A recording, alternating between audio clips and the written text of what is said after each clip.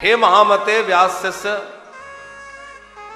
आप कृपा करके हमें कोई ऐसी कथा श्रवण कराइए जो समस्त कथाओं में मनोहर हो, समस्त कथाओं का बीज रूप हो और सब प्रकार से जीव का कल्याण करने वाली हो, भोग और मोक्ष को प्रदान करने वाली हो। माने केवल मोक्ष नहीं, मोक्ष सब नहीं चाहते।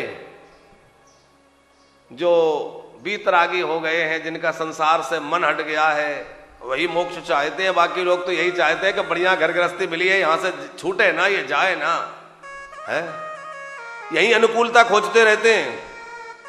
कैसे? एक बार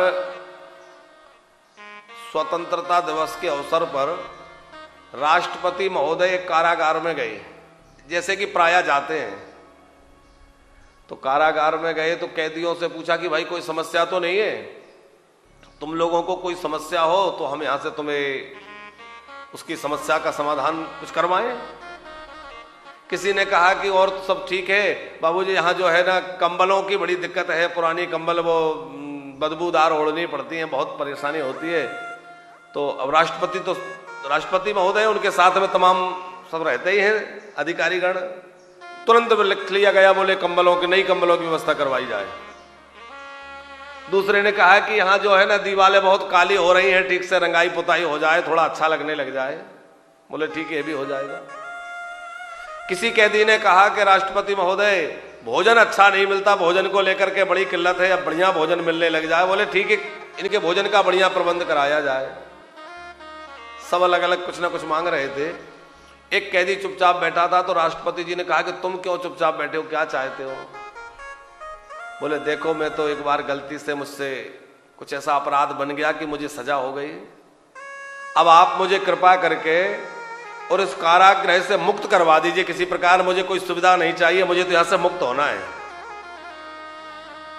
तो राष्ट्रपति जी ने उसकी फाइल बुलवाई, देखा अपराध कुछ बड़ा नहीं था, तो उसको वहां से मुक्त करने का आदेश कर दिया।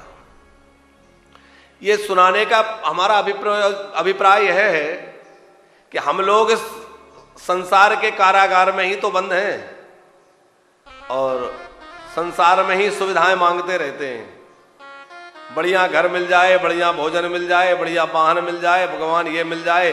भगवान का शासन तो राष्ट्रपति शासन है। भगवान चाहे तो हमें अपने कर्मों से मुक्त करके और परम गति दे सकते हैं, मोक्ष दे सकते हैं। पर हम मोक्ष नहीं चाहते, हम क्या चाहते हैं? बढ़िया सुविधाएं मिलती रहे, यही सुविधाएं खोजते रहते हैं, वहां जाने की मन में विचार नहीं आता। तो मां भगवती जगदम्बा ऐसे हैं कि जिसको संसार में रहकर के भोग चाहिए उसको भोग मिलेगा, और जिसको मोक्ष चाहिए उसको मोक्ष भी प्रदान करेंगे। भगवान नारायण की उपासना करने वाले को भोग ज्यादा नहीं मिलते, क्योंकि भगवान स्वयं एकादश स्कंद में जो है उद्धव जी से कहते हैं कि मैं जिस पर कृपा करता हूं उसकी धन संपत्ति को उससे छीन लेता हूं। क्यों छीन लेते हैं? बोले इसलिए ताकि उसका मन संसार में ना फंसा रहे, पूरी तरह से मुझ वासुदेव में लग जाए और जल्दी मुक्त हो जाए। भगवान नारायण तो मोक्ष देने वाले हैं, पर मां भगवती जगदम्बा जो है वो भुक्ति और मुक्ति, भोग और मोक्ष दोनों प्रदान करने वाले हैं। यद्यपि ऐसा भेद मत समझ लेना कि संसार के भोग चाहिए तो भगवान को छोड़ के देवी जी को ही भजो।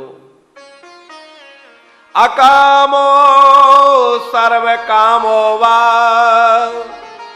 मोक्ष काम उदारदी तीव्रेण भक्ति योगेन यजेत पुरुषः परम।